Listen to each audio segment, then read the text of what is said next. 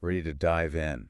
Yeah. Frantz Fanon. Oh, Fanon, yeah. Revolutionary thinker, huh? Absolutely. Colonialism, Uh-huh. racism, Yeah. liberation. Big topics. People are still grappling with his ideas today. Still relevant. Decades later, and we're still talking about them. Exactly. His work, it stays with you. It does. It does. Yeah. And we're going deep today. Deep dive, yeah. Into black skin, white masks. One of the classics. And the wretched of the earth. Both incredibly powerful. To try and understand why his ideas are more relevant than ever. I think that's what's so amazing about Fanon. You know, the way he takes his own experiences, his own life, and he weaves them into these critiques of society. Like, imagine being born in Martinique. Oh, wow. Yeah. 1925, under French colonial rule. Right. So inequality. Inequality is just, it's everywhere. It's the air you breathe. Baked into the system. Wow. That was Fanon's reality every single day. And it wasn't just something he was observing from afar, right? Yeah, not at all. He was in the French army, World War II. Fighting for France. Fighting for a country that didn't see him as an equal. Seem as fully human, yeah. Yeah. That had to be a turning point for him. That had to be, I mean, talk about a turning point. To experience that level of racism, hypocrisy, I mean... And while risking your life. Exactly. Risking your life for this country. It's not surprising at all. Not at all. That he became such a leading voice in the anti-colonial movement. Right. Totally. But I think what's really interesting is how he connected those experiences to the field of psychiatry. Yeah, that's fascinating. Right? He made those connections. He didn't just become an activist. Yeah. He became a doctor. Right. Studied medicine. Psychiatry specifically. The psychiatry. Which seems kind of like an unexpected path. It's not the usual route, For a revolutionary. Right. So what clicked for him there? That's the question. That's what I'm wondering. What was it about psychiatry? Well, this is where we get to his book, Black Skin, White Masks. Okay. Published in 1952. Groundbreaking book. Groundbreaking, ahead of its time. Absolutely. And in it, Fanon connects the dots between colonialism and mental health. Oh, wow. This link that no one was really talking about back then. I mean, people just weren't making that connection. He argued that being colonized, especially for Black people, created these deep psychological wounds. And this is where the idea of the white mask comes in. Exactly. I always think of that quote, the black man wears a white mask. Such a powerful image. So stark, It really captures that pressure. To conform. To hide who you truly are. Yes. Just to fit into a system. It's almost like internalizing the colonizer's gaze. Yes, exactly. Seeing yourself through their lens. Through their eyes, of superiority and inferiority. And as you said, this isn't just about the past either. No, not at all. This still plays out today, maybe in more subtle ways. Like what? Think about the pressure to code switch at work. Oh, yeah. Or just the feeling of needing to downplay your cultural identity. Yeah, to fit in. Just to be accepted. It still happens. It's still there. Wow. And Fanon argued that this pressure to conform, this wasn't accidental. Oh. This was deliberate. Intentional. A tool of colonialism to create this false binary. That binary again, right? The colonizer versus the colonized. Where the colonizer is the standard, the ideal of humanity. Right. While the colonized are seen as less than human. And that less than label. Yeah, that's used to justify some horrific things. Exactly. It's used to justify violence, discrimination, exploitation. It's really heartbreaking. It is. It's tragic. How often humanity has been used as a weapon? Against other human beings, Against other human beings. And this is where Fanon's next major work, The Wretched of the Earth, becomes so essential. Published in 1961, and it's a powerful call to action, urging colonized people to rise up against their oppressors. But before we get into that, I think we need to talk about Fanon's own journey. Because he went from writing about colonialism to actively participating in a revolution. So he didn't just write about these issues. No. He lived them. He lived them. He was on the front lines. He was there. Tell us about his time in Algeria. Okay, so after Black Skin, White Masks. Right. Fanon goes to Algeria. Okay. Which at this time is in the middle of this incredibly intense fight for independence from France. Wow. And he joins the Algerian National Liberation Front, the FLN. Okay. And he's deeply, deeply involved in the movement. So he's an activist now. He's putting his ideas into practice. On the front lines of a revolution. Absolutely. He's in the thick of it. That experience must have profoundly shaped the wretched of the earth. Oh, without a doubt. What were some of his most radical ideas that came out of that? Well, let's see. It really did. That experience, it's all there in the book. Okay. The Wretched of the Earth. It gets into the reality. Okay. The raw reality of colonial violence and the struggle, the fight for liberation. And that's where I think he introduces this idea. That true decolonization.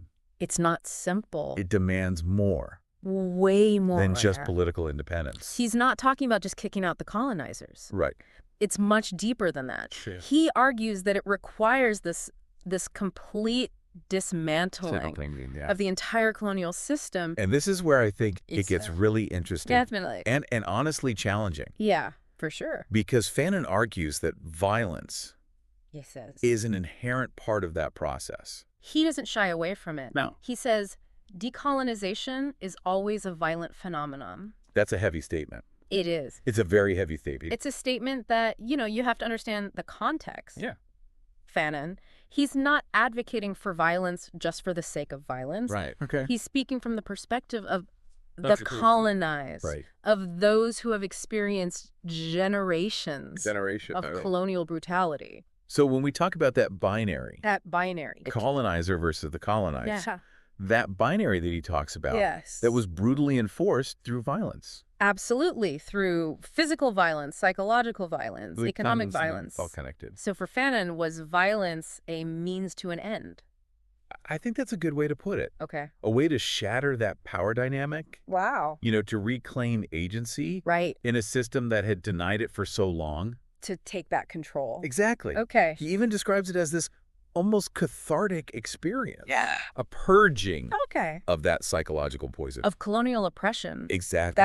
That's really powerful. It's intense, Yeah. It's heavy stuff. It's heavy stuff, and I can see how that would be really unsettling. For sure. For a lot of people. Absolutely. But Fanon, he doesn't stop there, right? No, he doesn't stop there. He goes on to critique. He critiques, yeah. The post-colonial state. Receptacle. Really? Oh, yeah. Of this idea that just removing the colonizers, like that's the solution, will automatically lead to a more just society. He's wary of that. Because. Well, he talks about this group he calls the national bourgeoisie. The who? The national bourgeoisie. Okay. And these are the elites. The elites? Who often step into the power vacuum. So the colonizers leave. Right, they leave. And there's this open space. This void. Yeah.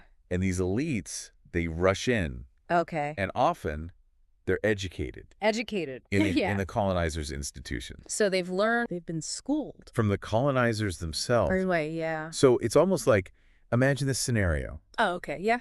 You remove the colonial administration. Right, it's gone. But the new leaders. The new bosses. They end up. What do they do? Replicating the same system. Exploitative systems. It's like they change the actors. New faces. But the script is the same. The play keeps running. And Fanon was really worried about this. He saw it as a real danger. That the national bourgeoisie would become the new oppressor. New boss, same as the old boss. Just perpetuating the same inequalities. Exactly. Under a different flag. New flag, old problems. So what did he propose instead? Well, he believed in the power of the people. The people, the wretched of the earth, to create a more just society. A more equitable society. But he knew it wouldn't be easy. What did he think needed to happen? He stressed the importance of dismantling the whole system. Not just replacing one set of rulers with another. So, it's not enough. Okay. And this is where his idea of a new humanism comes in. Okay, new humanism. Yeah. It sounds hopeful. It does have that ring to it, right? It does. Like there's potential there. But it's also a bit vague. It's a big idea, yeah. Can you break that down? Yeah. What did he mean by that? So Fanon argued that the European Enlightenment, while claiming to champion reason, lesson in progress, right, all of that, actually paved the way for colonialism. Whoa, really? And all of its horrors. So he's saying that the Enlightenment, the very ideas that supposedly were about progress, led colonialism. In a way, yeah, he's making that connection. Wow. So his new humanism, it rejects those traditional European ideals. He's trying to move beyond those. Beyond them, yeah. And instead, he wants to center, put at the forefront. Okay. The experiences. What's the experiences of? Of the oppressed. Wow, okay. He believed that those who had been most marginalized. Laws on the margins. Right. Okay. Those who had experienced the brutality of colonialism firsthand. They held the key. They held the answers. To building a truly just and equitable society. Exactly. It's a beautiful vision. It is. But achieving it, I mean, yeah, it feels like a monumental task, you know? For sure. Where do we even begin? Right.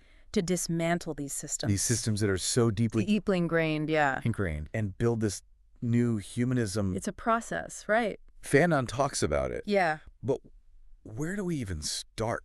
I think Fanon would probably say it starts with awareness. Okay. You know, like really understanding. Understanding what? How colonialism's legacy. Yeah, that legacy again, right? Yeah, it's still here. Oh, yeah. It still shapes our world. In ways we don't even realize. In so many ways, yeah. So we're talking subtle ways. Looking beyond the obvious. Beyond just the political borders. Okay. The economic policies. Right. And looking at things like cultural biases. Okay. Social hierarchies. Yeah. The way we see ourselves. The way we see ourselves. And the way we see others. And Fanon saying that's all connected. It's all part of it, yeah. To that legacy. Yeah. So then what? Right. Awareness on its own doesn't dismantle anything. No, it's a starting point. Right. But what did Fanon see as the path forward? I think for him, it was about collective action. Collective action. You remember, The Wretched of the Earth? Right, the title of his book. Exactly. He saw the potential. The potential of the marginalized. Okay. The oppressed, the silenced. To rise up. To come together and demand change. And this actually makes me think about his critique of nationalism. Oh, interesting. Because it seems like he believed that finding common ground across differences was crucial for this to happen. Yeah. He was wary of nationalism, you know? Yeah. He saw how it could be divisive. Right. And he really believed in what? That true solidarity could be so much more powerful than any one nation. Or ideology. Yeah, any ideology. So this new humanism. This new way of being. It recognizes. Yeah. The interconnectedness of our struggles. We're all in this together, right? Yeah.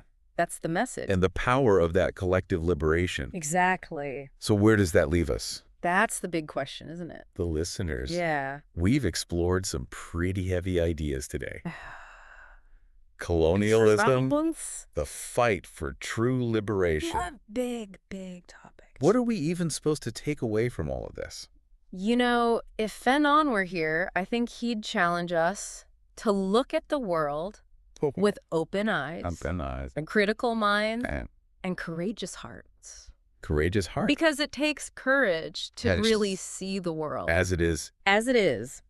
Not how we want it to be. And to acknowledge those legacies. The legacies of colonialism. They're still so present. But to refuse to be defined by them. Exactly, to see beyond them. So to see ourselves as part of this larger struggle. This ongoing struggle. For justice. For human dignity. For a better future. It's not easy work. No, it's not easy. But Fanon reminds us. Through his life, through his work. It's work worth doing. Absolutely. And maybe if we embrace this vision. This vision of a new humanism. We can create a world. A different kind of world. Where those white masks. Those masks we've been talking about. Are no longer necessary. Where we can finally just be ourselves. A world where everyone. Every single person. Can finally breathe freely. Take a deep breath. And embrace their full humanity.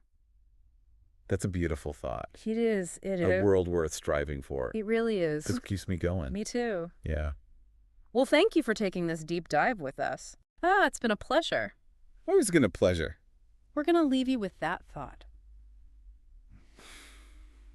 As we resurface, hopefully, with a fresh perspective. On Fanon's enduring legacy. Powerful legacy. And the work that remains to be done. So much work to do. In our own lives. Starting with ourselves. And in our communities. And then outwards. Thank you again.